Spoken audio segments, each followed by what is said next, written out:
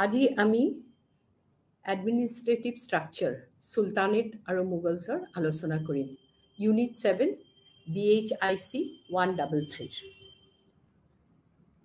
কিন্তু যেহেতুকে চ্যাপ্টাৰটো অতি বহল তাৰে কাৰণে আজিৰ চ্যাপ্টাৰটো যদিও এডমিনিষ্ট্ৰেটিভ ষ্ট্ৰাকচাৰ সুলতানেট আৰু মুগলছ দুয়োৰে আলোচনা কৰিছে কিন্তু আজি আমি আলোচনা কৰোঁতে অকল সুলতানেটৰ এডমিনিষ্ট্ৰেটিভ ষ্ট্ৰাকচাৰটোৱে আলোচনা কৰিম পিছে চ্যাপ্টাৰটোৰ অবজেক্টিভছখিনি মই প্ৰথমতে কৈ দিওঁ দিল্লী সুলতানত প্ৰশাসনৰ প্ৰকৃতি বিশ্লেষণ কৰা যাব দিল্লী সুলতানত কেন্দ্ৰীয় আৰু প্ৰাদেশিক বিভাগৰ বিভিন্ন বিভাগবোৰৰ তালিকাভুক্ত কৰিব আৰু তেওঁলোকৰ কাম-কাজ বুজি ল'ব লাগিব মোগল প্ৰশাসনিক গাঁথনিৰ বিৱৰ্তন ব্যাখ্যা কৰিব লাগিব দুয়োটা শাসনৰ অধীনত বিভিন্ন বিষয়ৰ দ্বাৰা কেনেদৰে নিয়ন্ত্ৰণ প্ৰয়োগ কৰা হৈছিল মূল্যাংকন কৰা হ'ব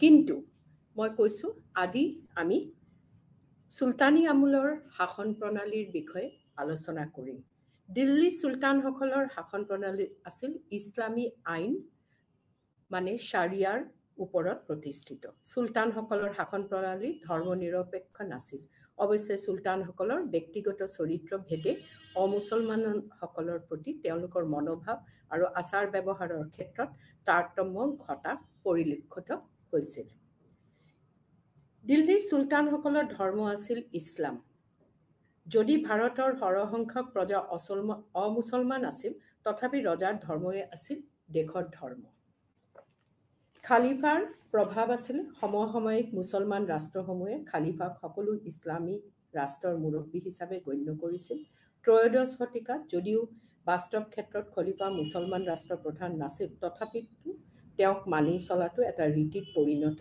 হৈছিল আমি যেতিয়া সুলতানৰ অধীনত কি ধৰণৰ প্ৰশাসনীয় ব্যৱস্থা আছিলে তাৰে আলোচনা কৰি আমি এজনকে কি ধৰণৰ শাসন ব্যৱস্থাত চলিছিল তাকে আলোচনা প্ৰশাসনৰ ক্ষেত্ৰত দিল্লীৰ সুলতানসকলৰ সুলতানে মেইন ক্ষেত্ৰত দিল্লীৰ সুলতানসকল সুন্নী মুছলমানসকলৰ দ্বাৰা মনোনীত সুলতান আছিল দেশৰ সকলোবোৰ সুন্নী মুছলমানক এখন সমাজৰ অন্তৰ্ভুক্ত বুলি ধৰা হৈছিল এই সমাজখনক বোলা হৈছিল মিলাত এই মিলাতে সুলতান নিৰ্বাচিত কৰিব লাগিছিল কিন্তু কাৰ্যক্ষেত্ৰত এনেদৰে মিলাতৰ দ্বাৰা সুলতান নিৰ্বাচন কৰাটো ইমান সহজ নাছিল সমাজৰ প্ৰত্যেকজন লোকে এনে মিলাতৰ সদস্য হিচাপে গণ্য নকৰি কেইজনমান লোকক লৈ মিলাত গঠিত কৰা হৈছিল বহুত সময়ত তুৰ্কী সুলতানসকল নিজেও উত্তৰাধিকাৰী কোন হ'ব এই মনোভাৱ ব্যক্ত কৰিছিল আৰু বিষয়া তথা অন্যান্য সকলৰ এই নিৰ্বাচনৰ সমৰ্থন জনাইছিল পিছলৈ কেৱল ৰাজ পৰিয়ালৰ লোকৰ মাজতে সুলতান হোৱাৰ নিয়ম প্ৰৱৰ্তন হৈছিল পঞ্চদশ আৰু ষষ্ঠদশ শতিকাত ইয়াৰ কিছু ব্যতিক্ৰম ঘটি আৰব আৰু আফগান বংশোদ্ভৱ সুলতানসকলে দিল্লীৰ সিংহাসন আৰোহণ কৰা দেখা গৈছিল ইছলামীয় আইন অনুসৰি দেশৰ প্ৰতি শাসক হ'ল আল্লাহই কোৰাণত দিয়া বিধান অনুসৰি সুলতানসকলে তেওঁৰ হৈ প্ৰশাসন পৰিচালনা কৰে মাত্ৰ এই বিধানসমূহ চলাৰ ক্ষেত্ৰত কেতিয়াবা কিবা অসুবিধা হ'লে এই ক্ষেত্ৰত জনা শুনা মুছলমান আইনজ্ঞ আৰু ধাৰ্মিক বিজ্ঞ লোকৰ পৰাও সুলতানে সহায় ল'ব পাৰিছিল কোৰাণৰ বিধান তথা হদিছৰ কেতিয়াবা দুটা অৰ্থ হ'ল কোনটো গ্ৰহণ কৰা উচিত এই বিষয়েও সুলতান এনে জনা বুজা লোকৰ মতামত লৈহে এটা মীমাংসাত উপনীত হৈছিল সুলতানসকল আছিল সৰ্বক্ষমতাৰ অধিকাৰী তেওঁ আছিল দেশৰ সৰ্বোচ্চ ন্যায় বিচাৰক আৰু সেনাধিনায়ক তেওঁ যেতিয়ালৈকে হদিছ মতে প্ৰশাসন চলায় তেতিয়ালৈকে তেওঁ সুলতান সৰ্বশক্তিৰ আধাৰ কিন্তু বাস্তৱ ক্ষেত্ৰত দিল্লীৰ সুলতানসকলৰ ক্ষেত্ৰত এনে ধৰণৰ বিধান প্ৰযোজ্য আছিল যেন নালাগে উদাহৰণস্বৰূপে আলাউদ্দিন খিলজী আৰু মোহাম্মদ বিন তুগলকলৈ আঙুলিয়াব পাৰি তেওঁলোকে দুয়ো কোৰাণৰ বিধান আখৰে আখৰে পালন নকৰিছিল কিন্তু তাৰ বাবে তেওঁলোকক কোনো মিলাতে সিংহাসনচ্যুত কৰা নাছিল তদুপৰি দিল্লী সুলতানসকলৰ ধৰ্মৰ ক্ষেত্ৰতো মুৰব্বী হৈ পৰিছিল সৰহসংখ্যক সুলতানে উলেমাসকলৰ কেৱল পৰা মুক্ত হৈ ধৰ্মক্ষেত্ৰতো নিজৰ প্ৰভাৱ বিস্তাৰ কৰিছিল এজন ঐতিহাসিকে কবৰৰ দৰে দিল্লী চুলতানসকলে একাধাৰে নিজে চিজাৰ আৰু পোপ আছিল। তদুপৰি দিল্লী চুলতানসকলে একোজন সমৰ নায়কৰ ভূমিকাও পালন কৰিবলগীয়া হৈছিল। নানা ধৰণৰ ষড়যন্ত্ৰ, বিদ্ৰোহ, মংগল আক্ৰমণ আদিৰ বাবে সমসাময়িক ৰাজনৈতিক বাতাবৰণ আছিল অতি উত্তপ্ত আৰু সেই চুলতানজন নিজৰ সমৰ নায়ক নহ'লেও তেওঁ তিষ্ঠিত থকাটো কঠিন আছিল।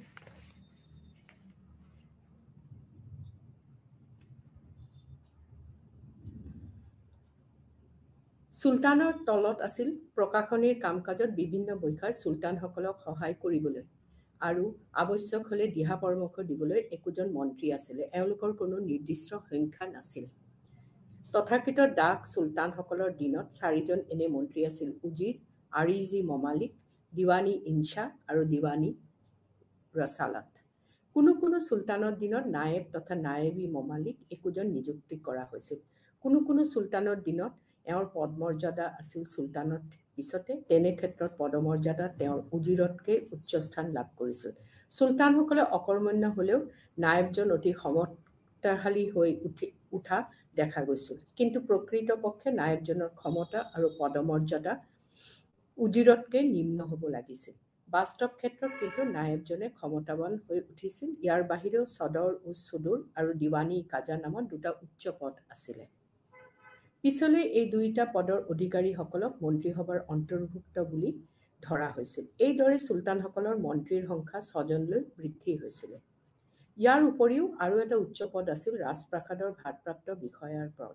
এই পদাধিকাৰীজন প্ৰকৃতপক্ষে মন্ত্ৰী নহ'লেও কোনো কোনো ক্ষেত্ৰত মন্ত্ৰীতকৈও অধিক ক্ষমতাশালী আৰু প্ৰভাৱশালী আছিল।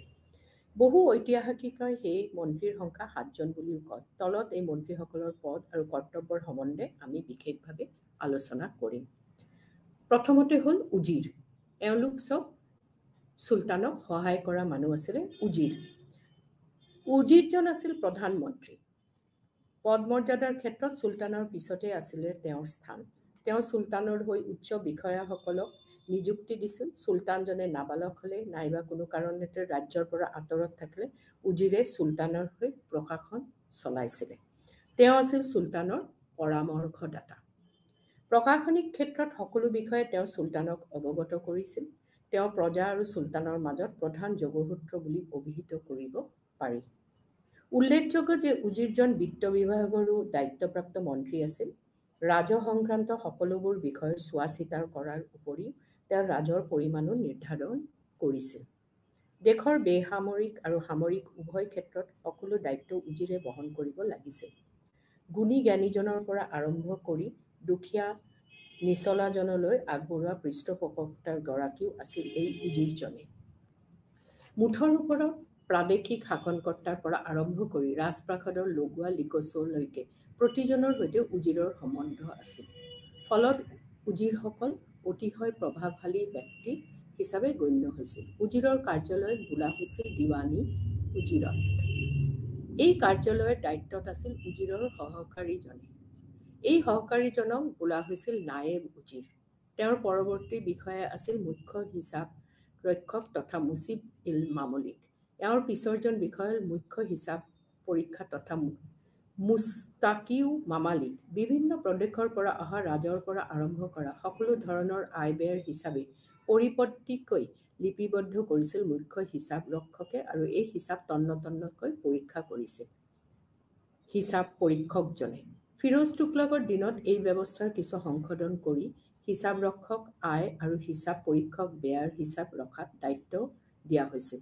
হিচাপ ৰক্ষক নাজিৰ নামৰ এজন কৰ্মচাৰীও সহায় কৰিছিল।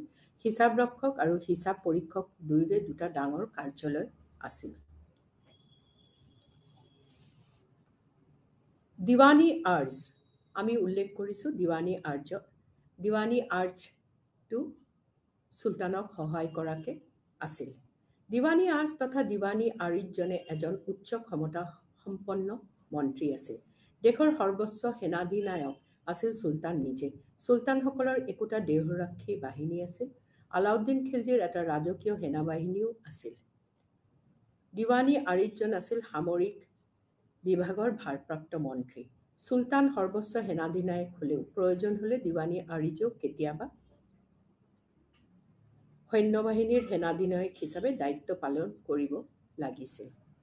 ৰাজ্যৰ সৈন্যসকলৰ তালিকা, ঘোঁৰাৰ তালিকাক আদি কৰি সৈন্যবাহিনীৰ সম্বন্ধীয় সমূহ তালিকা তেওঁ প্ৰস্তুত কৰিছিল। সামৰিক বাহিনীৰ অস্ত্ৰ-শস্ত্ৰকে ধৰি আদি কৰি যাৱতীয় ৰচদ পাতি সম্বন্ধ তেওঁ সকলো হিচাপ ৰাখিছিল।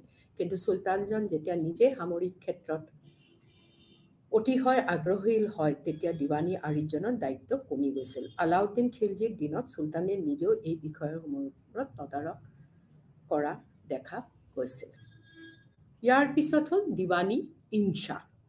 চুলতানসকলে সকলোবোৰ আদেশ, অধ্যাদেশ, চিঠিপত্ৰ আদিৰ ভাৰপ্ৰাপ্ত মন্ত্ৰীজন আছিল দিৱানী ইনচাহ। চুলতানৰ অতি বিশ্বাসী লোকহে এই মন্ত্ৰিত্বৰ ভাৰ দিয়া হৈছিল।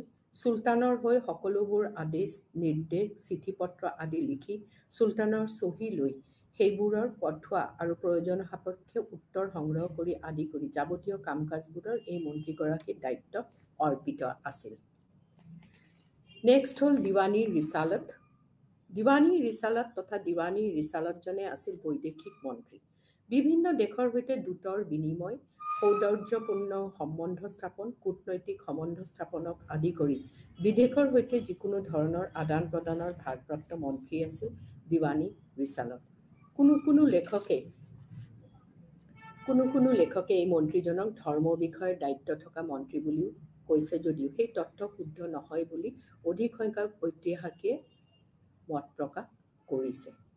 ছাদৰ উজ ছাদিৰ আৰু দিৱানী কাজা।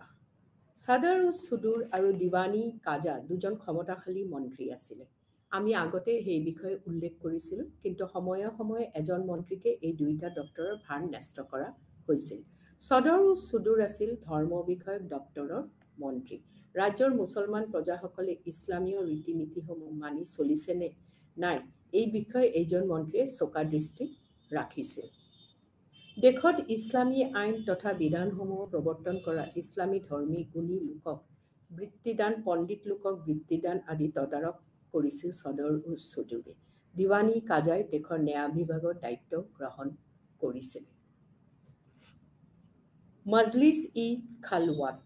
চুলতানৰ মন্ত্ৰীসকলৰ ভিতৰত উজিৰজনে আছিলে আটাইতকৈ ক্ষমতাসম্পন্ন। তেওঁ ধৰি লোৱা হৈছিলে চুলতানৰ পিছতে তেওঁৰ দায়িত্ব। বাকী মন্ত্ৰীকেইজন নামত মন্ত্ৰী হ'লেও তেওঁলোকৰ সচিবৰ দায়িত্বহে পালন কৰিছিল। এই মন্ত্ৰীকেইজনক মন্ত্ৰী পৰিষদৰ সদস্য বুলি ক'লে বোধ কৰোঁ ভুল হ'ব, কাৰণ চুলতানসকলে তেওঁলোকক একেলগে মাতি আনি পৰিষদ বহুৱাত দেখা নগৈছিল। তেওঁ মন্ত্ৰীসকলক নিযুক্ত দিছিল আৰু প্ৰয়োজন বোধ কৰিলেও বৰ্খাস্ত কৰিছিল। যদি কেতিয়াবা এই মন্ত্ৰীসকলৰ যিকোনো এজনে বা নমনাটো চুলতানৰ ওপৰত নিৰ্ভৰ কৰিছিলে। সেই মন্ত্ৰীসকলক দিহা পৰামৰ্শদাতা বুলিলে ভুল হ'ব। চুলতানে প্ৰয়োজন বোধ কৰিলে তেওঁ দিহা পৰামৰ্শ দিছিল। তদুপৰি চুলতানক নিজৰ বিশ্বাসী ব্যক্তিগত বন্ধু-বান্ধৱ, জনা-শুনা উলেমা, বিষয়া আদিৰ সৈতেও ৰাজ্যৰ গুৰুত্বপূৰ্ণ বিষয়সমূহ আলোচনা কৰা দেখা গৈছিল। এনেধৰণৰ পৰামৰ্শদাতাসকলক লৈ মজলিছ-ই খালৱাত নামৰ একোখন সভা গঠিত হৈছিল। প্ৰয়োজন হ'লে চুলতানে মজলিছ-ই খালৱাতৰ সৈতে গুৰুত্বপূৰ্ণ বিষয় আলোচনা কৰিলেও তেওঁলোকৰ মতামত গ্ৰহণ কৰিবলৈ বাধ্য নাছিল। এই মুৰব্বী-ই-উজাৰত দিৱানী-ই-আৰ, দিৱানী-ই-ইনচাহ বা দিৱানী-ই-ৰিছালত, ছাদৰ উজ ছাদিৰ আৰু দিৱানী কাজা, মজলিছ-ই খালৱাত এইবোৰৰ বাহিৰেও চুলতানসকলৰ দিনত প্ৰশাসনিক কাম-কাজ তদাৰকৰ বাবে আৰু ভালেমান বিষয়া আছিল।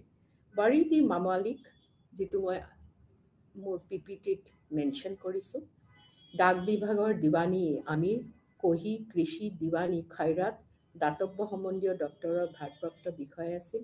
সেইদৰে অৱসৰ ভাত্তা দপ্তৰৰ বিষয়াজন আছিল দিৱানী-ই-ইস্তিকাক। দিৱানী-ই-মুস্তাখৰাজ নামৰ বিষয়াজন খেতিয়ক আৰু কৰ সংগ্ৰহকাৰীসকলৰ বাকী পৰি থকা ৰাজহ সংগ্ৰহ কৰিছিল। উল্লেখযোগ্য যে বিভিন্নজনে চুলতানৰ প্ৰয়োজনভেদে এনেবোৰ দপ্তৰৰ সৃষ্টি কৰিছিল। ৰাজপ্ৰাসাদৰ ভাৰপ্ৰাপ্ত বিষয়া। ৰাজপ্ৰাসাদৰ দেখাশুনা কৰাৰ বাবে এজন বিষয়া আছিলে। ভাৰপ্ৰাপ্ত বিষয়াজন চুলতানৰ আৰু তেওঁ চুলতানৰ অতি বিশ্বাসী আছিল। গতিকে কেতিয়াবা তেওঁ উজিৰতকৈও অধিক প্ৰভাৱশালী হোৱা বুলি ভাবা গৈছে। এইজন বিষয়াই চুলতানৰ ব্যক্তিগত প্ৰয়োজন আদি তদাৰক কৰাৰ উপৰিও ঘোঁৰাশাল, অন্যান্য জীৱ-জন্তু, যান-বাহন আৰু যুদ্ধৰ আহিলা-পাতিৰ যোগান আদিৰ প্ৰতি লক্ষ্য ৰাখিছিলে। প্ৰয়োজন হ'লেও তেওঁলোকে নিজে যুদ্ধ কৰিছিল। সামৰিক বাহিনী আৰু প্ৰশাসনিক ক্ষেত্ৰত আৱশ্যকীয় সকলোবোৰ বয়-বস্তুৰ সৰবৰাহ দায়িত্ব থকা এই বিষয়াজনে চুলতানৰ দেহৰক্ষীৰ দায়িত্বত থকা ছাৰ-ইজ-জাণ্ডাৰ আৰু কৃতদাসসকলৰ দায়িত্বত থকা দিৱানী-ই-বান্দাগান নামৰ বিষয়া দুজনৰ কাম-কাজ ওপৰতো লক্ষ্য ৰাখিছিলে। ৰাজপ্ৰাসাদৰ সৈতে অনবৰত ঘনিষ্ঠ সম্বন্ধ থকাৰ বাবে ৰাজপ্ৰাসাদৰ ভাৰপ্ৰাপ্ত বিষয়াজন সমাজত অতি বিশিষ্ট স্থান লভিছিল। দিল্লীৰ চুলতানসকলে প্ৰকৃতাৰ্থে কেতিয়াও দেশখনক প্ৰশাসনিক সুবিধাৰ্থে কেতবোৰ একেধৰণৰ প্ৰদেশত বিভক্ত কৰা নাছিল। ত্ৰয়োদশ শতিকাত চুলতানৰ অধীনস্থ কেতবোৰ সামৰিক অঞ্চল আছিল। এই অঞ্চলবিলাককে আধুনিক ঐতিহাসিকসকলে প্ৰদেশ বুলি গণ্য কৰিছে যদিও এইবোৰ দৰাচলতে প্ৰদেশ নাছিল। কোনো কোনো ইংৰাজ লেখকে এই ভাগবোৰক জাগীৰ বুলিও বৰ্ণনা কৰিছে। এই অঞ্চলবিলাকক ইক্তাও বুলিও কোৱা হৈছিলে। ইক্তাবিলাকক একোজন ক্ষমতাশালী সামৰিক বিষয়া আছিল। এওঁক শাসনকৰ্তা বা গভৰ্ণৰ বুলি ক'ব পাৰি। ডাক চুলতানসকলৰ দিনত এওঁলোকৰ মুক্তি বা মাক্তি বুলি কৈছিল। এই ইক্তাবিলাকৰ আয়তন সমান নাছিল। মুক্তিসকলৰ ক্ষমতাও ঠাইভেদে বেলেগ বেলেগ আছিল। তেওঁলোকক চুলতানৰ সৈন্য যোগান দিছিল। চুবুৰীয়া কৰ তলতলীয়া ৰজাবিলাকৰ পৰা আদায়ৰ পৰা আৰম্ভ কৰি বিভিন্ন ৰাজহ সংগ্ৰহ কৰি চুলতানক এওঁলোকৰ ৰাজহ সৰবৰাহ কৰিছিল। এইদৰে নিজ ইক্তাৰ পৰা সংগ্ৰহ কৰা ৰাজহৰ পৰা মুক্তিসকলে এক বুজন পৰিমাণৰ অংশ বেতন হিচাপে গ্ৰহণ কৰিছিল। যদিও তেওঁলোকে কেন্দ্ৰীয় চৰকাৰৰ অধীন আছিল, প্ৰকৃতাৰ্থে ক্ষমতাৱান মুক্তিসকল প্ৰায় স্বাধীনভাৱে নিজ নিজ অঞ্চলত প্ৰশাসন কৰিছিল। দাস ৰজাসকলৰ দিনত মাণ্ডৱাৰ, অমৰোহা, চাম্বাল, বাদায়ুন, বাৰাণ, কলি, অযোধ্যা, কাৰা, মানিকপুৰ, বায়না, গোৱালিয়ৰ, নাগায়ুৰ, হাঞ্চি, মুলতান, উচ, লাহোৰ, চামানা, সুনাম, কুহুৰাম, ভাটিন্দা আৰু চহৰিন্দ এনেধৰণৰ ইক্তা আছিল। ইয়াতে আমি ইক্তাসকলৰ নাম উল্লেখ কৰিলোঁ। আলাউদ্দিন খিলজীৰ দিনত শাসন ক্ষেত্ৰত ভালেমান সংস্কাৰ হ'লেও তেওঁ ইক্তাবিলাকক পুনৰ গঠনৰ চিন্তা কৰা নাছিল। সেয়ে তেওঁৰ দিনত সৰু বৰ ভালেমান ইক্তা আছিলে। আলাউদ্দিন খিলজীৰ দিনত প্ৰকৃতপক্ষে তিনি ধৰণৰ প্ৰদেশৰ সৃষ্টি হৈছিল। পূৰ্বৰ চুলতানসকলৰ নিজ দিনৰ ইক্তাসমূহ আলাউদ্দিনৰ দিনত মুক্তিসকলৰ অধীনত আছিল। তেওঁ নতুনকৈ জয় কৰা ৰাজ্যসমূহতো সামৰিক শাসনকৰ্তা নিয়োগ কৰিছিল। এনেধৰণৰ ৰাজ্যসমূহ ইক্তাবোৰতকৈও আয়তনত ডাঙৰ আছিল। এই নতুন প্ৰদেশবোৰৰ শাসনকৰ্তাজনক ৱালী বোলা হৈছিল। কেতিয়াবা ডাঙৰ ৰাজ্য বা প্ৰদেশসমূহৰ শাসনকৰ্তাজনক আমিৰ বোলা হৈছিল। ৱালী আৰু আমিৰসকলৰ ক্ষমতা মক্তিৰ ক্ষমতাতকৈ অধিক আছিলে। ইয়াৰ উপৰিও কৰতলীয়া ৰাজ্যৰ ৰজাসকলকো শাসনকৰ্তা হিচাপে গণ্য কৰা হৈছিল। ফলত আলাউদ্দিন খিলজীৰ দিনত তিনি ধৰণৰ প্ৰদেশৰ সৃষ্টি হৈছিল। খিলজী আৰু তুগলকৰ দিনত বংগদেশ, গুজৰাট, জৌনপুৰ, মালৱ, খানদেশ আৰু দাক্ষিণাত্য এনেধৰণৰ প্ৰদেশ আছিল। মাকাত বা মুক্তি ৱালী বা আমিৰসকলে নিজ নিজ প্ৰদেশৰ শান্তি শৃংখলা আদি বজাই ৰাখি প্ৰয়োজন অনুসৰি চুলতানতকৈ সামৰিক বাহিনীৰ যোগান দিছিলে। এই প্ৰাদেশিক শাসনকৰ্তাসকলে নিজ নিজ অঞ্চলৰ আয় ব্যয়ৰ এটা হিচাপ চুলতানক দিব লাগিছিল। চুলতানসকলক তেওঁলোকে ৰাজহ সোধাইছিল। তেওঁ নিজ নিজ প্ৰদেশত ইছলামীয় বিধানমতে শাসন কৰিছিল। ন্যায় বিচাৰ, উলেমাসকলৰ কল্যাণ সাধন, চুলতানৰ নিৰ্দেশ পালন আৰু প্ৰযোজ্য কাৰণে আদি দায়িত্বৰ ওপৰত প্ৰাদেশিক শাসনকৰ্তাসকলে চোৰ ডকাইত দমন কৰি বাট-পথবোৰ সুগম আৰু নিৰাপদ কৰিছিল। এইদৰে মুক্তি, ৱালী, আমিৰ আৰু অন্যান্য কৰতলীয়া ৰজাসকলে কেন্দ্ৰীয় শাসনৰ তলতীয়া হিচাপে প্ৰাদেশিক শাসনৰ দায়িত্বৰ বাহন কৰাৰ নিয়ম আছিল যদিও তেওঁলোকৰ প্ৰায় স্বাধীনভাৱে নিজ নিজ প্ৰদেশত শাসন কৰিছিল। তেওঁলোকৰ ক্ষমতাও আছিল অসীম। প্ৰকৃতপক্ষে চুলতানসকলে ৰাজহ আৰু সামৰিক শক্তি যোগান পালে প্ৰাদেশিক শাসনকৰ্তা সকলো নিজ নিজ অঞ্চলত কেনেধৰণৰ শাসন প্ৰশাসন চলাইছিলে এই বিষয়ে বিশেষ মন কাণ নিদিছিল। অৱশ্যে সাৱধানতা অৱলম্বন কৰা চুলতানসকলে চোৰাংচোৱাৰ দ্বাৰা প্ৰাদেশিক শাসনকৰ্তাৰ কাম কাজি ভুল লৈছিল। চুলতানসকলে দুৰ্বল হ'লেও প্ৰাদেশিক চৰকাৰসমূহে প্ৰায় বিদ্ৰোহতে লিপ্ত হৈ চুলতানক কৰ নিদিছিল। প্ৰাদেশিক শাসনকৰ্তাসকলে অধীনত কৰ সংগ্ৰহৰ বাবে ভালেমান কৰ্মচাৰী আছিলে। এওঁলোকক নাজিৰ আৰু ৱাকুফ বোলা আছিল। তদুপৰি উজিৰসকলে পৰামৰ্শ অনুসৰি চুলতানসকলে প্ৰদেশসমূহত চাহিব-ই-দিৱান নাইবা খাৱাজা নামৰ কেতবোৰ কৰ্মচাৰী নিযুক্তি দিছিলে। এওঁলোকৰ প্ৰদেশসমূহৰ আয় ব্যয়ৰ বিতং বিৱৰণ চুলতানক যোগাইছিলে। এই কৰ্মচাৰীসকলে চুলতানৰ দ্বাৰা নিযুক্ত হৈছিল আৰু তেওঁলোকে প্ৰাদেশিক চৰকাৰৰ অধীন নাছিল। ন্যায় বিচাৰৰ বাবে প্ৰত্যেক প্ৰদেশতে একোজন কাজী আৰু অন্যান্য সহকাৰী বিষয়া নিযুক্তি দিয়া হৈছিল। ইক্তা প্ৰথা ভাৰতলৈ অহাৰ আগেয়ে তুৰ্কীসকলৰ মাজত প্ৰচলিত আছিল। তুচি নামেৰে একাদশ শতিকাৰ এজন তুৰ্কী লেখকে এই প্ৰথাৰ কেতবোৰ বৈশিষ্ট্যৰ বিষয়ে উল্লেখ কৰিছিলে। ইক্তা বিষয়ৰ বহু ধৰণৰ বৈশিষ্ট্য আছিলে। তাৰে মাজত ইক্তা গ্ৰহিতাজনক মাক্তি বা মুক্তি বুলি কোৱা হৈছিলে। মাক্তিৰ একমাত্ৰ দায়িত্ব হ'ল ৰাজহ সংগ্ৰহ। ৰাজহ সংগ্ৰহ কৰি চুলতানৰ ওচৰত জমা কৰাৰ বাহিৰে প্ৰজাৰ জীৱন সম্পত্তি কল্যাণ আদিৰ ক্ষেত্ৰতো মাক্তিৰ কোনো অধিকাৰ বা দায়িত্ব নাথাকে। কাৰণ প্ৰজাকে ধৰি প্ৰজা সংক্ৰান্ত সকলোবোৰ দায়িত্ব গৰাকী চুলতানে। চুলতানে প্ৰধান গুৰুত্বপূৰ্ণ ৰোল প্লে কৰিছিলে। যেতিয়ালৈকে চুলতানে ইচ্ছা কৰে তেতিয়ালৈকে একোজন মাক্তিৰ পদ স্থায়ী হৈ থাকে। ইক্তা ভূমিৰ আয়েৰে মাক্তিয়ে একোটা সৈন্যদলৰ ভৰণ পোষণ দিব লাগে। সেই কোনো লেখকে ইক্তা লাভ কৰোঁতা ইক্তাদাৰজনক এজন ৰাজহ সংগ্ৰহকাৰী আৰু সেনাদলৰ বেতন প্ৰদানকাৰী সেনাধ্যক্ষ বুলি গণ্য কৰিছে। চেন্ট্ৰেল এডমিনিষ্ট্ৰেশ্যন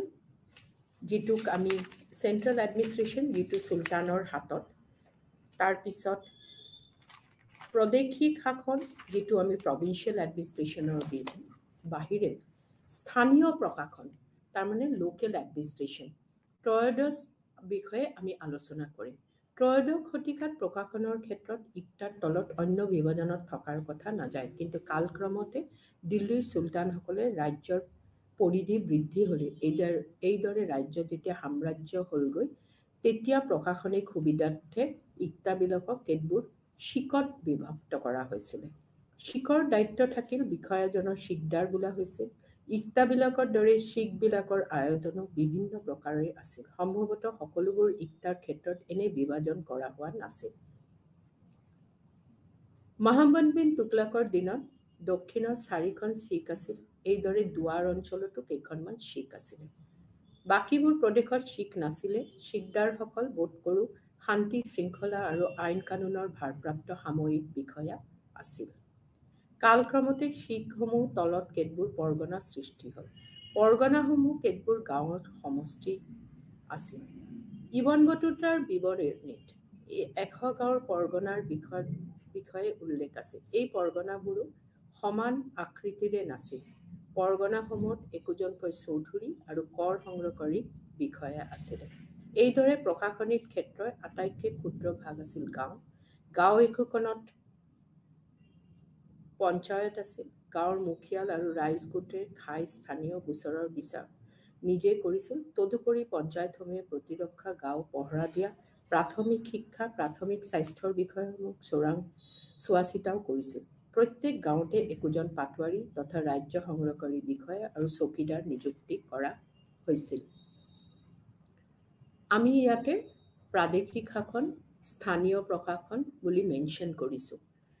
কিন্তু আমি বিশদভাৱে এইটো আমি আলোচনা কৰি দিছোঁ। তাৰ বাহিৰে আছে সামৰিক প্ৰণালী সামৰিক ব্যৱস্থা, যিটো আমি ইংৰাজীত কওঁ মিলিটাৰী ছিষ্টেম। দিল্লী চুলতানসকলৰ দিনত সামৰিক বাহিনীয়ে এক উল্লেখযোগ্য ভূমিকা গ্ৰহণ কৰিছিল। দিল্লীৰ চুলতানসকলে এই দেশত আহি ৰাজ্য স্থাপন কৰিছিলে। তেওঁলোকে এই দেশৰ প্ৰজাৰ দ্বাৰা সমৰ্থিত চুলতান নাছিল। তেওঁলোকে এই বিদেশী ভাৱটো চুলতানসকল দূৰ কৰাৰ বাবে সচেষ্টও নাছিলে। তেওঁলোকৰ মূলতঃ ইছলামীয় ৰীতি নীতি মানি চলা চুলতান আছিল। স্থানীয় লোকৰ সৈতে তেওঁলোকৰ প্ৰভেদ আছিল। দুই এজন চুলতানে এই ক্ষেত্ৰত ব্যতিক্ৰম হ'লেও ভাৰতৰ হিন্দু প্ৰজাৰ বাবে তেওঁলোক মুছলমান চুলতান হিচাপেই ৰৈ গ'ল। ফলতে এই চুলতানসকলৰ ক্ষমতাও সামৰিক শক্তিৰ ওপৰত অধিষ্ঠ হ'বলৈ বাধ্য হ'ল। তদুপৰি আলাউদ্দিন খিলজীক আদি কৰি চুলতানসকলে ৰাজ্য বিস্তাৰৰ বাবে সামৰিক বাহিনীকো দৃঢ়কৰণৰ প্ৰতি চকু দিছিল। চুলতানসকলৰ দিনৰ সামৰিক বাহিনীৰ লোকসকলক চাৰিভাগে ভাগ কৰিব পাৰি। চুলতানৰ অধীনস্থ স্থায়ীভাৱে নিযুক্তি সৈন্যদল, চুলতানৰ শাসনকৰ্তা আৰু বিষয়াসকলৰ অধীনস্থ সৈন্যসকল, কেৱল যুদ্ধৰ সময়ত সামৰিক বাহিনীত ভৰ্তি কৰা সৈন্যসকল আৰু ধৰ্মযুদ্ধৰ বাবে সংগ্ৰহ কৰা মুছলমান স্বেচ্ছাসেৱক বাহিনী। দিল্লীত নিযুক্ত চুলতানৰ অধীস্থ সৈন্যবাহিনীক হাছিম-ই-কুৱাইট বুলি কোৱা হৈছিল। এনে সৈন্যদলৰ কেতবোৰ চুলতান আৰু কেতবোৰ দিল্লীৰ মন্ত্ৰী বা বিষয়াসকলৰ অধীন আছিল। ৰাজকীয় দায়িত্বপ্ৰাপ্ত সৈন্যসকলক বোলা হৈছিল খাছ খাইল। চুলতানৰ কৃতদাস, দেহৰক্ষী তথা জাণ্ডাৰ আৰু পোনপটীয়াভাৱে তেওঁৰ অধীনস্থ সৈন্যসকলক লৈ খাছ খাইল গঠিত হৈছিল। খাছ খাইলৰ সৈন্য সংখ্যাৰ তাকৰ আছিল বাবে বিপদৰ সময়ত ৰজাক ৰক্ষাৰ্থে আৰু সৈন্যদলৰ প্ৰয়োজন আছিল। এনে সৈন্যৰ প্ৰাদেশিক চৰকাৰসমূহে প্ৰেৰণ কৰিছিল। অৱশ্যে আলাউদ্দিন খিলজীৰ দিনত চুলতানৰ এটা নিজস্ব স্থায়ী সৈন্যদল আছিলে। এই দলত 4,75,000 জন অশ্বাৰোহী আৰু 1 বুজন পৰিমাণৰ পদাতিক আছিল বুলি জনা যায়। মহম্মদ বিন তুগলকৰ দিনতো চুলতানৰ এনে স্থায়ী বাহিনী আছিল, কিন্তু ফিৰাজ তুগলকে এই স্থায়ী বাহিনীৰ ঠাইত পূৰ্বৰ দৰে সৈন্য সংগ্ৰহৰ ক্ষেত্ৰত প্ৰাদেশিক চৰকাৰৰ ওপৰত নিৰ্ভৰ কৰিবলৈ লয়। লোদীসকলৰ দিনত জাতি আৰু বংশভেদ সৈন্যদলৰ সৃষ্টি হয়, যেনে লোদী, কোৱাৰমালী, লোহানী, সুদ, আফগান ইত্যাদি। ইয়াৰ ফলত শৌৰ্য-বীৰ্য যথেষ্ট পৰিমাণে হ্ৰাস হৈছিল। বিভিন্ন মন্ত্ৰী বা বিষয়া আৰু প্ৰাদেশিক চৰকাৰসমূহে যুদ্ধৰ সময়ত সৈন্যদলসমূহক দিল্লীৰ দিৱানী আৰিজৰ ওচৰলৈ প্ৰেৰণ কৰিছিল আৰু তেওঁলোকে একেলগে চুলতানৰ হকে যুঁজিছিল। কিন্তু তেওঁলোকৰ প্ৰশাসনিক দায়িত্ব যেনে শৃংখলা, বেতন আদিৰ ভাৰ প্ৰাদেশিক চৰকাৰসমূহ অথবা নিজ নিজ গৰাকীসকলৰ পালন কৰিছিল। এনে সৈন্যদলৰ ভৰ্তিকৰণ, প্ৰশিক্ষণ, পদোন্নতিৰ আদিৰ ক্ষেত্ৰত কোনো নিৰ্দিষ্ট নিয়ম নাছিলে। বিশেষকৈ কেৱল যুদ্ধৰ সময়ত নিযুক্ত সৈন্যসকলৰ বেতনৰ ক্ষেত্ৰতো কোনো নিৰ্দিষ্ট নিয়ম থকাৰ কথা জনা আজিলৈকে নাযায়। তদুপৰি মৌলবী বা উলেমাসকলৰ বহু সময়ত ধৰ্মযুদ্ধৰ বাবে স্বেচ্ছাসেৱক বাহিনী গোটাই দিয়া হৈছিল। এনেদৰে গোট খোৱা স্বেচ্ছাসেৱকসকলে বেতন নাপাইছিল। লুটপাট কৰি সংগ্ৰহ কৰা বা সা-সম্পত্তিৰ ভাগেহে তেওঁলোকৰ মাজত ভগাই দিয়া হৈছিল। সাধাৰণতে হিন্দু ৰাজ্যৰ আক্ৰমণৰ সময়ত ধৰ্মৰ নামত দোহাই দি এনেধৰণৰ স্বেচ্ছাসেৱক সংগ্ৰহ কৰা হৈছিল। দিল্লীৰ চুলতানসকলৰ অধীনস্থ সৈন্যসকল বিভিন্ন জাতি আৰু গোষ্ঠীৰ হোৱা বাবে তেওঁলোকৰ মাজত জাতিপ্ৰেম বা স্বদেশপ্ৰীতিৰ অভাৱ ঘটিছিল। কিন্তু অতি তাকৰ সংখ্যক সৈন্যকে হিন্দু আছিল। বাকী সৈন্যসকল বিভিন্ন জাতি আৰু গোষ্ঠীৰ অন্তৰ্গত হ'লেও তেওঁলোক মুছলমান হোৱা গতিকে ধৰ্মীয় একেতাই তেওঁলোকক একগোট কৰি ৰাখিছিল। তেওঁলোকে প্ৰকৃতপক্ষে জাতি বা ধৰ্ম ৰক্ষাৰ্থে সৈন্যদলত যোগদান দিয়া নাছিল, সৈন্য হিচাপে চাকৰিহে কৰিছিল। দিল্লীৰ চুলতানসকলৰ সৈন্যদলসমূহত থকা তুৰ্কীসকলো বিভিন্ন ফৈদৰ আছিল। তদুপৰি পাৰ্চী, আফগান, আৰবী, এবিচিনিয়ান, ভাৰতীয় মুছলমান আৰু অতি কম সংখ্যক হিন্দু সৈন্যই হিচাপে চাকৰি কৰিছিল। জেহাদ তথা ধৰ্মযুদ্ধৰ বাবে কিছুদিনৰ বাবে যুঁজ কৰা স্বেচ্ছাসেৱকসকলে ধৰ্ম আৰু লগতে লুটৰ সম্পত্তিৰ ভাগ লাভৰ বাবে যুঁজ কৰিছিল। সৈন্যসকলক কোনো নিৰ্দিষ্ট নিয়মত প্ৰশিক্ষণ দিয়া নহৈছিল। দিল্লীৰ চুলতানহঁতৰ দিনৰ সামৰিক বাহিনীটো প্ৰধানকৈ গঠিত হৈছিল অশ্বাৰোহী, পদাতিক আৰু হস্তী বাহিনীৰে। অশ্বাৰোহী বাহিনীটোক সেনাবাহিনীৰ মেৰুদণ্ড বুলি ক'ব পাৰি। অশ্বাৰোহী সৈন্যসকলক 3 ভাগত ভাগ কৰিব পাৰি, যেনে মুৰাত্তাৰ তথা 2টা ঘোঁৰা থকা সৈন্য, ছাৱাৰ তথা 1টা ঘোঁৰা থকা সৈন্য আৰু দৌৱাম্পা তথা 1টা ঘোঁৰা থকা অনিয়মীয়া সৈন্য। দো আম্পাবিলাকক নিয়মীয়া অশ্বৰাহী নাছিল। প্ৰতিজন অশ্বৰাহীত দুখন তাৰোৱাল, এখন ডেগাৰ আৰু কেতবোৰ ধনুকাৰ আছিল। কেতিয়াবা তেওঁলোকে বল্লম ব্যৱহাৰ কৰাও দেখা গৈছিল। অস্ত্ৰ সংগ্ৰহৰ ক্ষেত্ৰত দিল্লীৰ চুলতান নাইবা প্ৰাদেশিক চৰকাৰসকলে যথেষ্ট আগ্ৰহ দেখুৱাইছিল। পাৰস্য, আৰৱ, আবিচিনিয়া, তুৰ্কী আৰু ৰাছিয়াৰ পৰা অশ্বৰাহী সংগ্ৰহ কৰি অনা হৈছিল। চুলতানসকলৰ নিজস্ব অস্ত্ৰশালত বিভিন্ন দেশৰ পৰা সংগ্ৰহিত ওখ পাখ হৃষ্টপুষ্ট ঘোঁৰাৰ সমাৱেশ ঘটিছিল আৰু এনে ঘোঁৰাসমূহৰ যথেষ্ট তদাৰক কৰা হৈছিল। অশ্বৰাহী সৈন্যসকলে লোৰ বৰ্ম ব্যৱহাৰ কৰিছিল। অশ্বৰাহী বাহিনীৰ পিছতে উল্লেখনীয় সামৰিক বাহিনীটো আছিল পদাতিক সৈন্যসকল। তেওঁলোক পায়ক বোলা হৈছিল। তেওঁলোকৰ সাধাৰণতে ভাৰতীয় মুছলমান, কৃতদাস আৰু হিন্দু লোক আছিল। এওঁলোকে তৰোৱাল, বৰষা আৰু ধনুকাঁড়েৰে যুদ্ধ কৰিছিল। যুদ্ধৰ বাবে হস্তী বাহিনীও এটা চুলতানসকলৰ সদায় প্ৰস্তুত ৰাখিছিল। প্ৰশিক্ষণপ্ৰাপ্ত হস্তীবোৰক লোৰ বৰ্মেৰে ঢাকি দিয়া হৈছিল। এনে হাতীৰ পিঠিত হাওদাত বহি সৈন্যসকলে ধনুকাঁড়, বল্লম আদিৰে যুঁজ কৰিছিল। তেওঁলোকে তৰোৱালো ব্যৱহাৰ কৰিছিল। উল্লেখযোগ্য যে হস্তী বাহিনীটো অতি গৌৰৱৰ চানেকি আছিল। এটা হাতী ৫০০ অশ্বৰাহীৰ সমতুল্য বুলি বলৱানে কৰা উক্তিৰ পৰাই চুলতানসকলৰ দিনত হাতীৰ প্ৰতি থকা সমাদৰৰে বিষয় বুজিব পাৰি। মহম্মদ বিন তুগলকৰ ৩০০০টা হাতী আছিল। প্ৰায় সমপৰিমাণৰ হাতী ফিৰোজ তুগলকৰো আছিল। হাতীৰ মালিক হোৱাটোৱে সেই কালত বৰ গৌৰৱৰ বিষয় আছিল। বিষয়াসকল হাতী ৰাখিবলৈ চুলতানৰ অনুমতি পালে ধন্য মানিছিল। হস্তী বাহিনীৰ তত্বাৱধানৰ বাবে চাইনা-ই-কিল নামৰ এখন বিষয়াক নিযুক্ত কৰা হৈছিল। দিল্লীৰ চুলতানসকলৰ দিনত আধুনিক গোলন্দাজ বাহিনী নাথাকিলেও কিছু কিছু মেচিনৰ ব্যৱহাৰ তেওঁলোকে জানিছিল। যুদ্ধৰ বাবে তেওঁলোকে প্ৰচুৰ পৰিমাণে কাঁড়, বৰষা আৰু খাৰ বাৰুদ জমা কৰিছিল। হেণ্ড গ্ৰেনেড, ফটকা, ৰকেট, নাটকা বল আদিৰ ব্যৱহাৰ তেওঁলোকে জানিছিল। খাৰ বাৰুদেৰে তৈয়াৰী ডাঙৰ ডাঙৰ বল দলিয়াবৰ বাবে এওঁলোকে এবিধ মেচিন ব্যৱহাৰ কৰিছিল।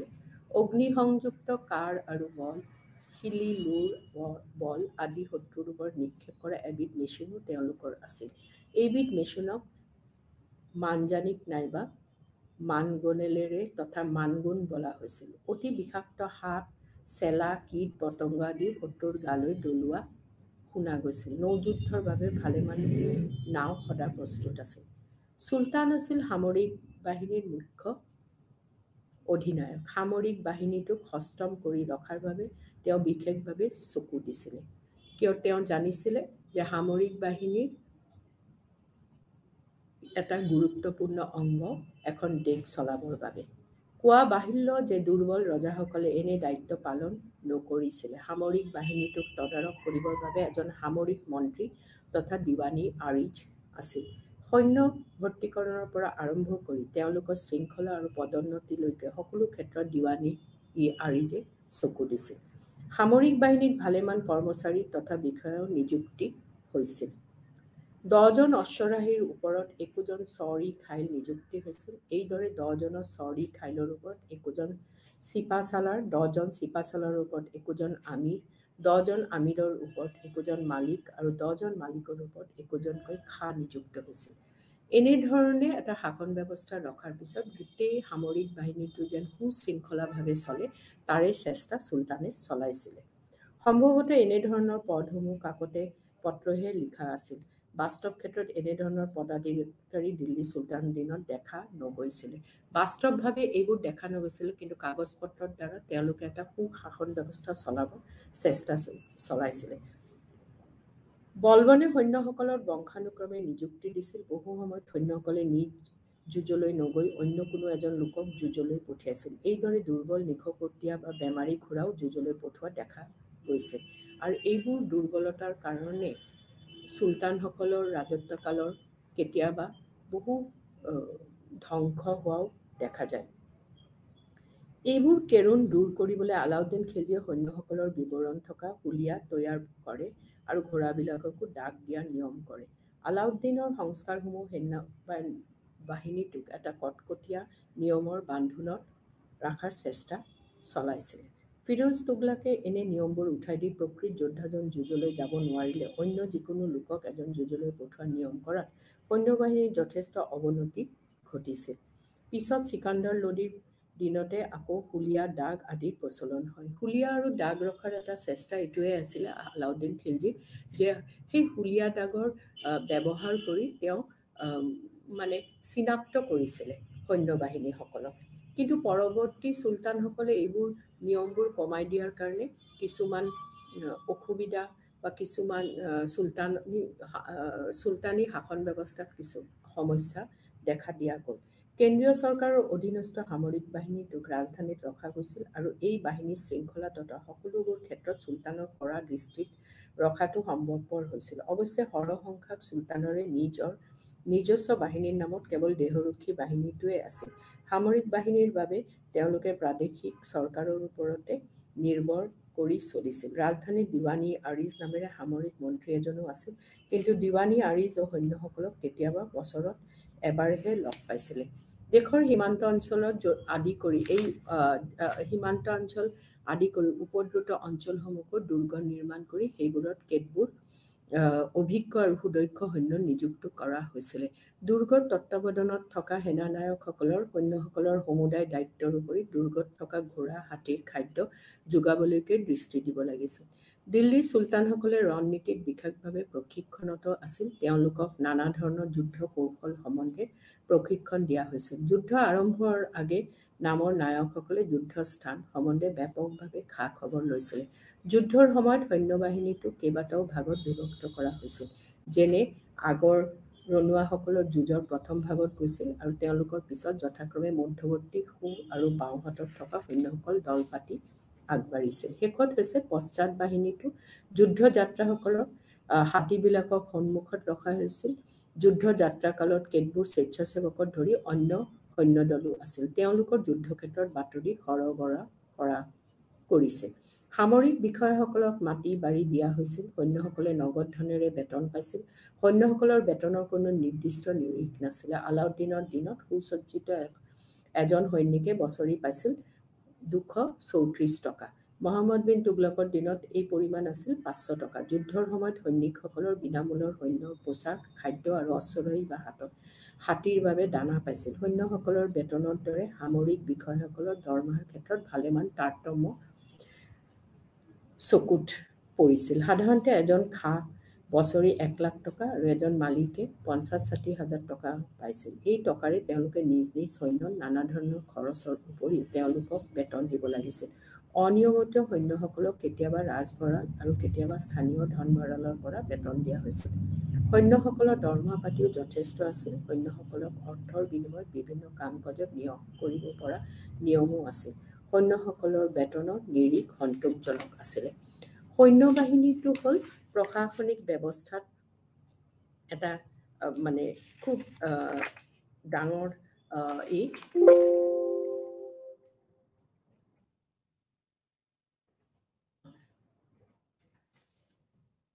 এটা গুৰুত্বপূৰ্ণ আছিলে।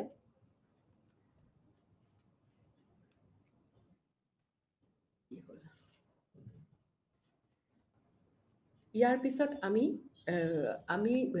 অৰ্থনৈতিক নীতি কি ধৰণে শাসন প্ৰণালী চলাইছিলে আৰু ৰেভিনিউ ছিষ্টেম, ৰাজহ প্ৰণালী, অৰ্থনৈতিক নীতিটোত বিশেষকৈ ৰাজহ প্ৰণালী আছিলে।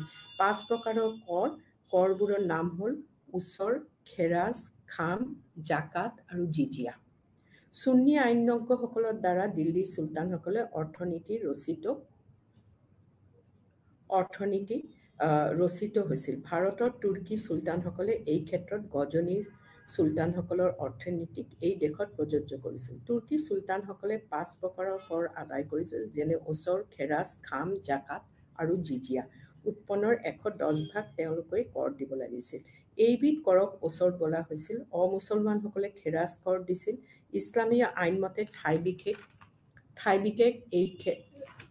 বিশেষ এই কৰৰ পৰিমাণ উৎপন্ন 1/10 পৰা আধা একৰ 2 ভাগৰ 1 ভাগ ভাগলৈকে নিৰ্ধাৰণ কৰা হৈছিল।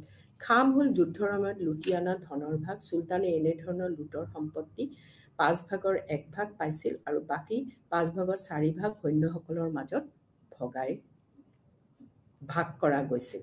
জাকাত হ'ল অৱস্থাপন্ন মুছলমান লোকে দিবলগীয়া কৰ। সম্পত্তিৰ 2.5 ভাগ জাকাত দিয়াৰ নিয়ম আছিলে। যিবিলাক সম্পত্তিৰ বাবে জাকাত দিব নালাগে তেনে সম্পত্তিক নিচাৰ বুলি কোৱা হৈছিলে।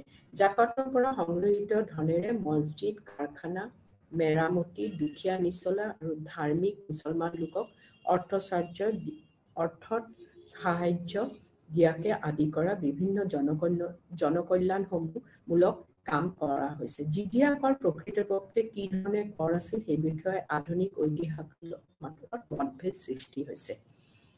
সাধাৰণতে জিজিয়া কৰ বুলিলে অমুছলমান লোকৰ ওপৰত লগোৱা কৰৰ কথা বুজায়।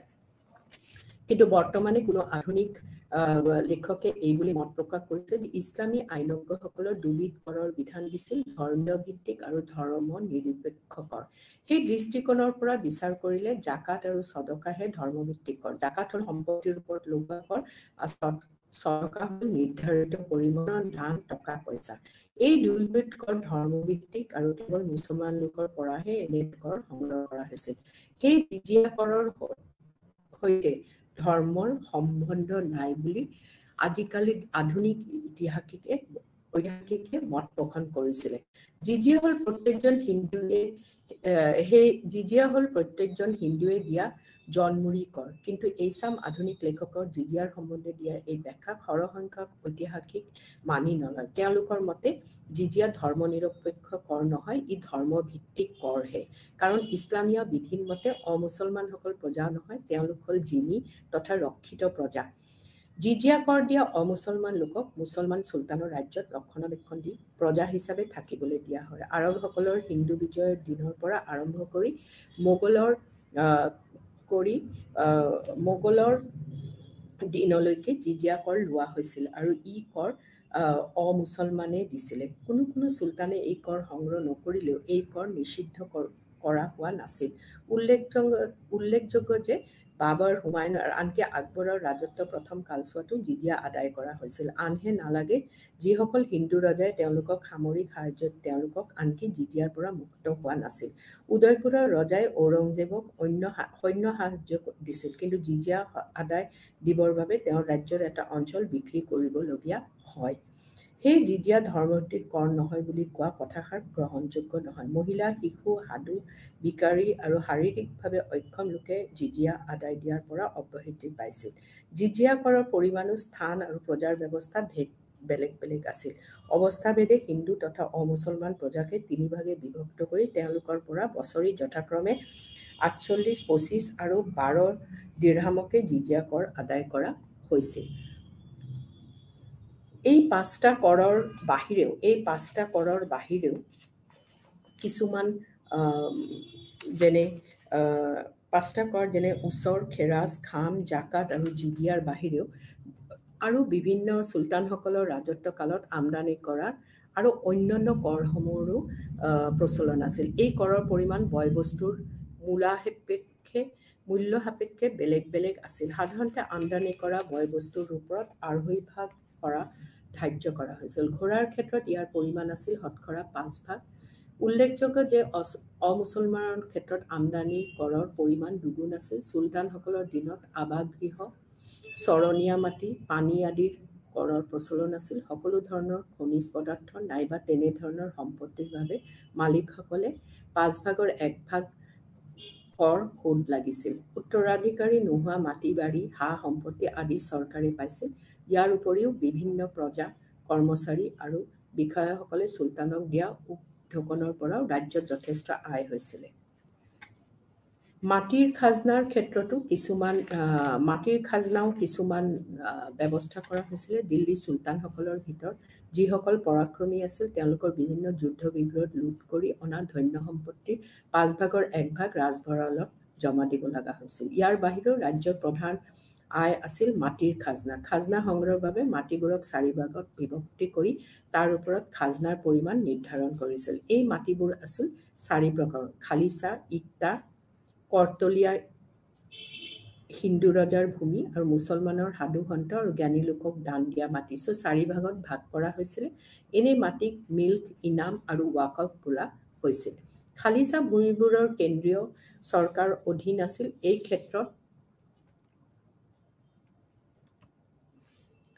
এই ক্ষেত্ৰত চৌধুৰী প্ৰতি চিকত একোজন আমিল তথা ৰাজ্য বিষয়া আছিলে। চৌধুৰী আৰু মোকদ্দমসকলে প্ৰজাৰ পৰা সংগ্ৰহ কৰা ৰাজহ আমিলসকলক জমা দিছিল। এইদৰে খালিচা মাটিত কৰ সংগ্ৰহ কৰাৰ ক্ষেত্ৰত কোনো নিৰ্দিষ্ট বিজ্ঞানসন্মত নীতি গ্ৰহণ কৰা দেখা নগৈছিল। চুলতানসকলৰ দিনত ৰাজ্যজনক কেতবোৰ ইক্তাত বিভক্ত কৰা হৈছিল। ইক্তাৰ আকৃতিও বেলেগ বেলেগ আছিল। ইক্তাবিলাকৰ আধুনিক লেখকসকলে প্ৰদেশ বুলি কৈছিলে আৰু তাৰে পৰা কি ধৰণে কৰ লোৱা হৈছিলে তাৰ এটা বিশদ বিৱৰণ দিয়া হৈছে। ৰাজহ সংগ্ৰহৰ ব্যৱস্থা চলি থকাৰ মূৰকত সম্ৰাট আলাউদ্দিন খিলজীয়ে ৰাজনীতিৰ ক্ষেত্ৰত কেতবোৰ নতুন পন্থা গ্ৰহণ কৰিছিল। ৰাজনীতিৰ ক্ষেত্ৰত নতুন পন্থা গ্ৰহণ কৰা চুলতানজন হ'ল আলাউদ্দিন খিলজী। তেওঁ দুটা উদ্দেশ্যক সৰগত কৰি তেওঁ ৰাজনীতিৰ পৰিৱৰ্তন সাধিছিল। প্ৰথমটো আছিল প্ৰজাৰ পৰা সৰ্বোচ্চ পৰিমাণৰ ধন সংগ্ৰহ কৰি ৰাজভঁৰাল টনকিয়াল কৰা। তেওঁৰ মতে প্ৰজাসকলৰ পৰা ৰাজহ আদি আদায় কৰি তাতে ৰাজভঁৰাল টনকিয়াল কৰা। দ্বিতীয়টো কৰৰ ভৰত তেওঁ প্ৰজাক এনেদৰে জুৰুলা কৰিবলৈ বিচাৰিছে যাতে তেওঁলোকৰ কোনো বিদ্ৰোহ বা ষড়যন্ত্ৰত লিপ্ত হ'বলৈ সময়কে নাপায়। আলাউদ্দিন এক কটকটীয়া ৰাজনীতিৰ প্ৰৱৰ্তনৰ বাবে কেতবোৰ পন্থা হাতত লৈছিল। প্ৰথমতে ৱাকফ, দান পোৱা সম্পদ। ৱাকফ মানে দান পোৱা সম্পত্তি, মিল্ক, ভূমিস্থ পোৱা মাটি, ইনাম, দান উপহাৰ, ইদাৰত, অৱসৰ ভাত্তা আদিক অনাৱশ্যক বুলি বিবেচনা কৰি তেওঁ এইবোৰ নাকচ কৰে। এনে ধৰণৰ সা-সম্পত্তিবোৰ তেওঁৰ অধিগ্ৰহণ কৰিবলৈ আদেশ দিয়ে।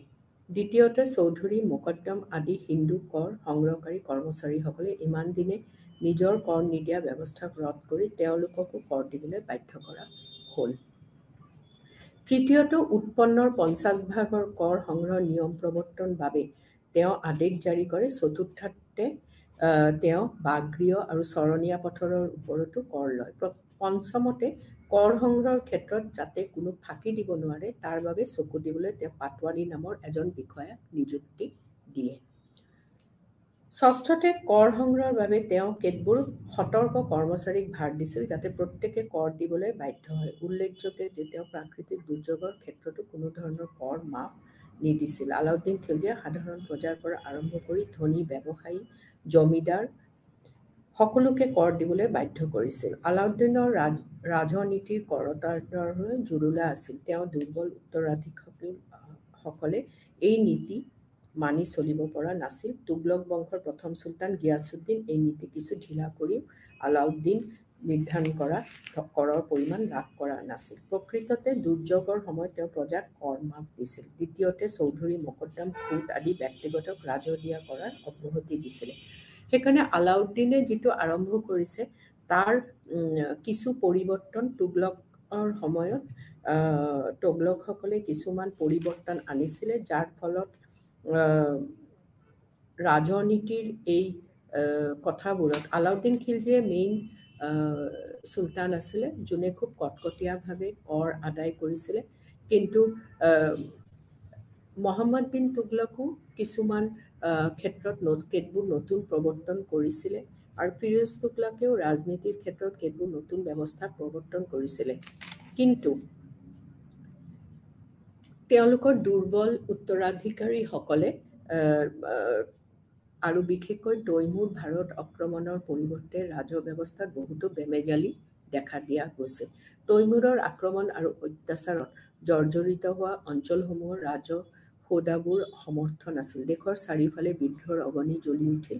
ৰাজভঁৰালৰ ওপৰত প্ৰবল হেঁচা পৰিছিল। তথাপিও ফিৰোজে পৰৱৰ্তী চুলতান আৰু ছয়দ বংশৰ চুলতানসকলৰ ফিৰোজৰ ৰাজনীতিক বহাল ৰাখিব চেষ্টা চলাইছিলে। কিন্তু লোদীসকলে আহি সেই ৰাজ্যৰ মাটিবোৰৰ ক্ষমতাশালী আফগান বিষয়াসকলৰ মাজত ভগাই দিছিলে।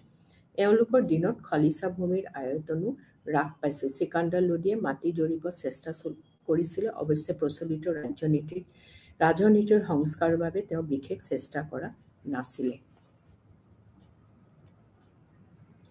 চুলতানৰ সকলৰ সময়ত ন্যায়িক ব্যৱস্থা, ন্যায় বিচাৰৰ ক্ষেত্ৰত চুলতান নিজে আছিল সৰ্বোচ্চ বিচাৰক। পবিত্ৰ কোৰাণৰ বিধানসমূহে আছিল আইন। চুলতানে সপ্তাহত দুবাৰকৈ গোচৰ শুনিছিলে। প্ৰকৃতপক্ষে চুলতান আপিল শুনিব লাগিছিল যদিও বহু সময়ত তেওঁলোকৰ প্ৰথমৰ পৰাই গোচৰ শুনা দেখা গৈছিল। সদৰ উজ ধৰ্মীয় প্ৰশ্নৰ সৈতে সংশ্লিষ্ট বিবাদৰ নিষ্পত্তি কৰিবলৈ সদৰ উজ চুদুৰৰ সহায় লোৱা হৈছিল। সদৰ উজ চুদিৰ উপৰিও এনে ক্ষেত্ৰত মুফতিসকলৰ সাহায্যও লোৱা হৈছিল। কিন্তু ধৰ্মৰ সৈতে সম্বন্ধ নথকা অন্যান্য গোচৰ নিষ্পত্তিৰ ক্ষেত্ৰত চুলতানক সহায় কৰিছিল কাজ উল কাজাত তথা মুখ্য কাজীয়ে।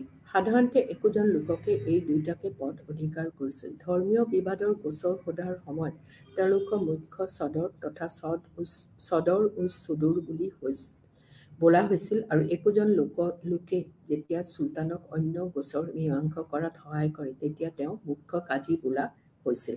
মুখ্য কাজীজনক ন্যায় দপ্তৰৰ মুখ্য বিচাৰপতি বুলি ক'লেও দৰাচলতে মুখ্য বিচাৰৰ ক্ষমতা চুলতানৰ ওপৰতে ন্যস্ত কৰা হৈছিল।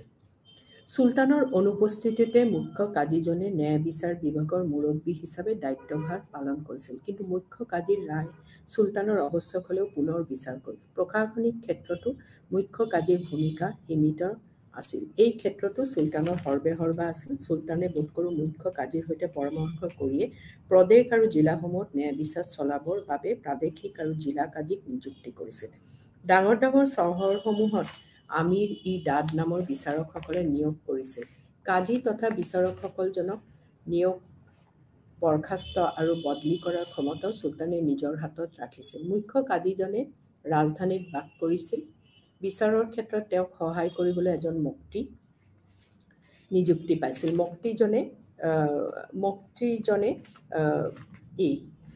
মুফতিজনে প্ৰাদেশিক কাজীসকলৰ ৰায়দানৰ ক্ষেত্ৰত আৱশ্যক হ'লেও আপিল শুনিছিল। তেওঁ প্ৰাদেশিক কাজীসকলৰ গোচৰসমূহ তদাৰক কৰিছিলে। প্ৰধান চহৰসমূহত নিযুক্ত আমিৰ-ই-দাদৰ নামৰ ন্যায় বিভাগৰ বিষয়াজনক আমি আধুনিক বিচাৰকসকলৰ সৈতে তুলনা কৰিব পাৰোঁ।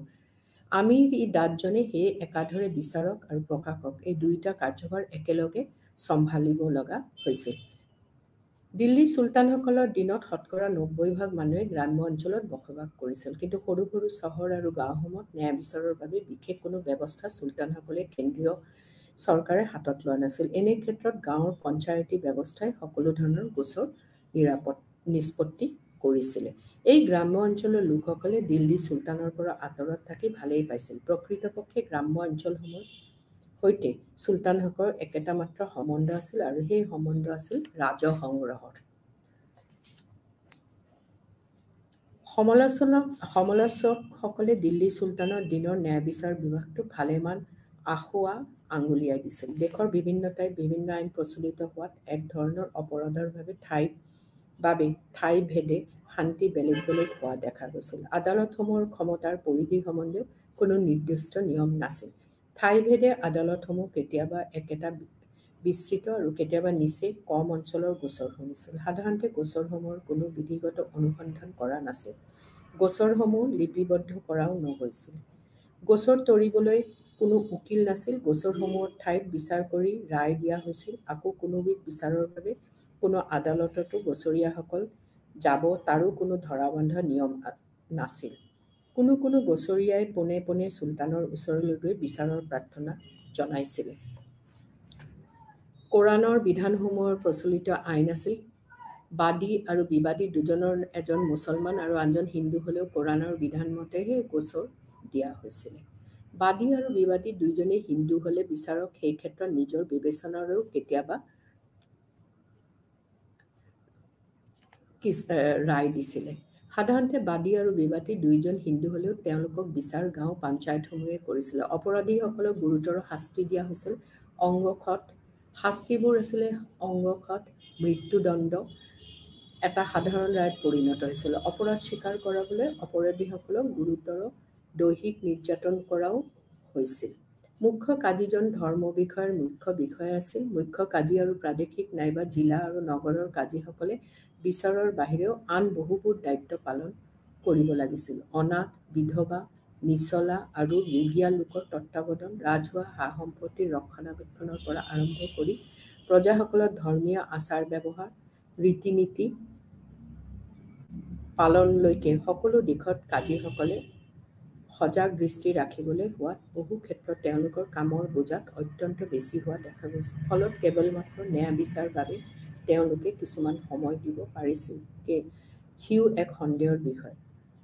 আকৌ তেতিয়াৰ দিনৰ ধৰ্মীয় গোড়ামীসকলৰ লক্ষ্য কৰি কাজীসকলে অন্য ধৰ্মৰ লোকৰ বিচাৰ ক্ষেত্ৰত কিমান দূৰ নিৰপেক্ষ হ'ব, সিও এক বিচাৰ্যৰ বিষয় আছিল। অপৰাধীসকলৰ বাবে সুকীয়া কাৰাগাৰ নাছিল।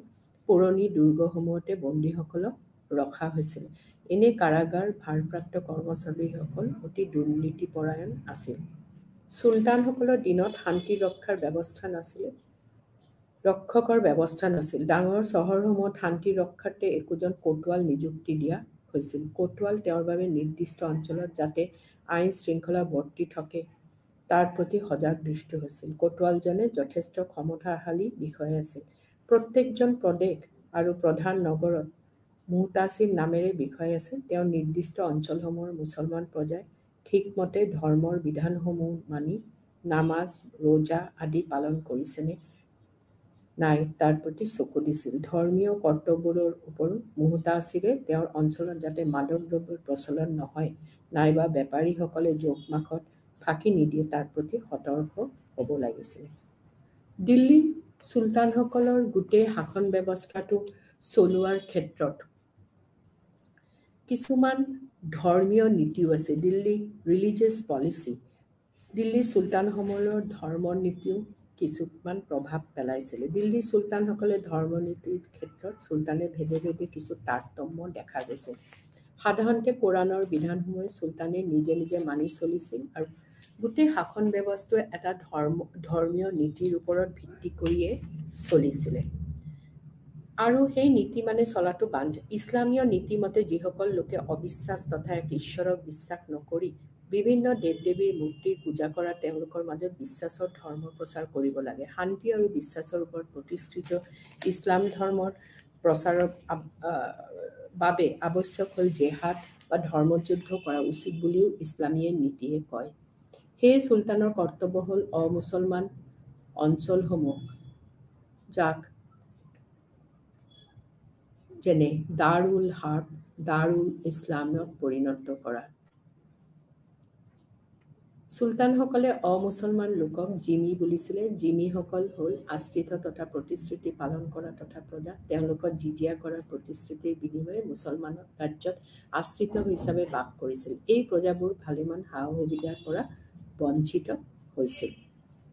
চাব গ'লে চুলতানসকলৰ গোটেইখিনি শাসন ব্যৱস্থা একোটা ধৰ্মৰ দ্বাৰা যথেষ্ট পৰিমাণে পৰিচালিত হৈছে। ইছলাম ধৰ্মত দীক্ষিত হোৱা জিজিয়া কৰা বিনিময় জিমি হিচাপে থকা নাইবা মৃত্যুদণ্ড গ্ৰহণ কৰা। এটা তাৰতম্য চুলতানসকলৰ মুছলমান আৰু অমুছলমান লোকৰ মাজত তেওঁলোকৰ শাসন ব্যৱস্থা চলোৱাত কিছুমান তাৰতম্য কৰা দেখা গৈছিলে। ধৰ্মান্ধ চুলতানসকলে আনকি মঠ মন্দিৰ ধ্বংস কৰা বুলি শুনা গৈছে। তেওঁলোকৰ মতে চুলতানসকল কেৱল যুদ্ধৰ সময়তে মঠ মন্দিৰ, কিছুমান ঐতিহাসিকে কৈছিলে যে অকল যুদ্ধৰ সময়তে তেওঁলোকে মঠ মন্দিৰ ধ্বংস কৰিছিলে। যিয়ে কি নহওক তুৰ্কী চুলতানসকলে সুন্নী আছিল আৰু তেওঁলোকৰ চিয়া, কাৰ্মাথিয়ান, মহাদেৱীক আদি কৰি অন্য মুছলমানসকলকো তেওঁলোকতকৈ নিকৃষ্ট বুলি ভাবিছিলে। আমি গোটেইখিনি শাসন ব্যৱস্থা আলোচনা কৰিলোঁ, কিন্তু এইটো কেৱল চুলতানত কালৰ বিষয়ে আলোচনা কৰিছোঁ।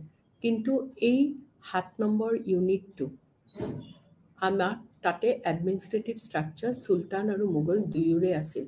কিন্তু যিহেতুকে কিছুমান অসুবিধা হোৱা দেখা গৈছে, কিছুমান সময়ৰ নাটনিৰ বাবে আমি এইটো দুটা ভাগত ভাগ কৰিছোঁ। এটা হ'ল চুলতানসকলৰ আৰু এটা হ'ল মোগল।